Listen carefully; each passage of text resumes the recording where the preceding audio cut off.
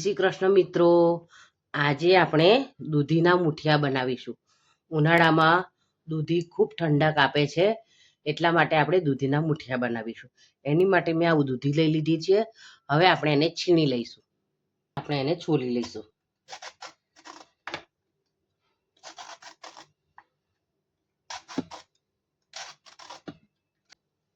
દૂધીને છીણી લઈશું.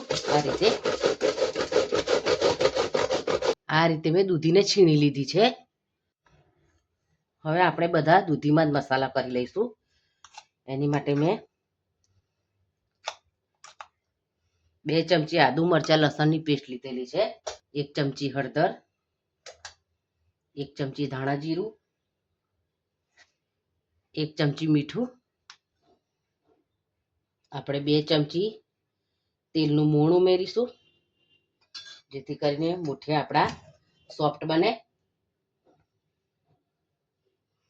આ બધી વસ્તુને આપણે હાથથી મિક્સ કરી લઈશું એક વખત. અમે ગોળ અને છાશનું મિશ્રણ બનાવીને રાખ્યું હતું, એ પણ આપણે આમાં ઉમેરી દઈશું અને બરાબર મિક્સ કરી લઈશું. આપણે આમાં લીમડીના પાન આ રીતે સમારીને ઉમેરીશું.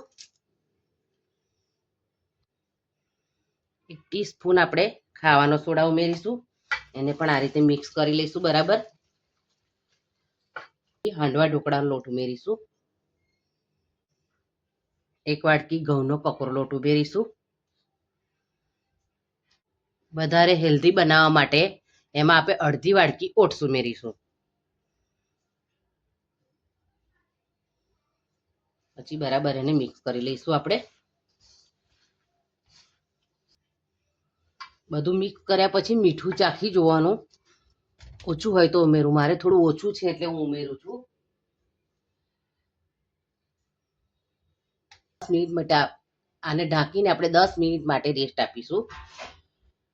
આપણા લોટને 10 મિનિટનો રેસ્ટ અપાઈ ગયો છે. હવે આપણે એને એના મુઠિયા વાળી લઈશું. એની માટે અમે પ્લેટ લીધી છે, એને આપણે તેલથી ગ્રીસ કરી લઈશું. તેલથી ગ્રીસ કરવાથી મુઠિયા નીચે ચોંટશે નહીં, સરસ રીતે ઉકળી. આ રીતે સ્ટીમરને મેં પહેલેથી ગરમ કરવા રાખી દીધેલું હતું. હવે આપણે આ પ્લેટ એમાં રાખી દઈશું. આ રીતે સરસ મુઠિયા આપણે વાળીને ગોઠવી દઈશું. આપણા મુઠિયા વળાઈ ગયા છે. હવે આપણે એને સ્ટીમ કરી લઈશું.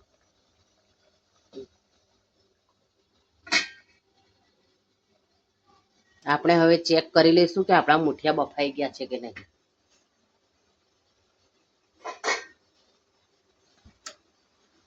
આવી રીતે કોઈ બી છરી લઈ અને જોઈ જોવાનું. આપણું ચપ્પુ એકદમ ક્લીન આવે છે, એટલે આપણા મુઠિયા બફાઈ ગયા છે. હવે આપણે એને બંધ કરી અને ઠંડા થવા દઈશું.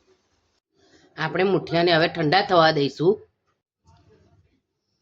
આપણા મુઠિયા સરસ ઠંડા થઈ ગયા છે. હવે આપણે એને કટ કરી લઈશું.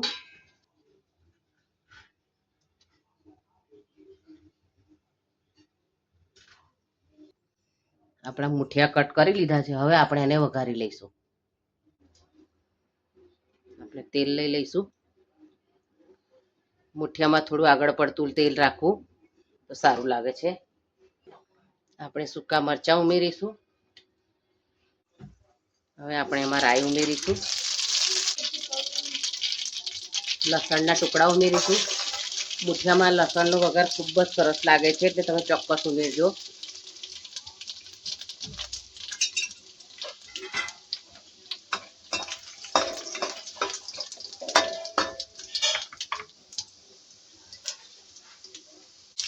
લસણને સરસ આવું ગુલાબી રંગનું થવા દેવાનું. હવે આપણે એમાં લીમડી ઉમેરીશું.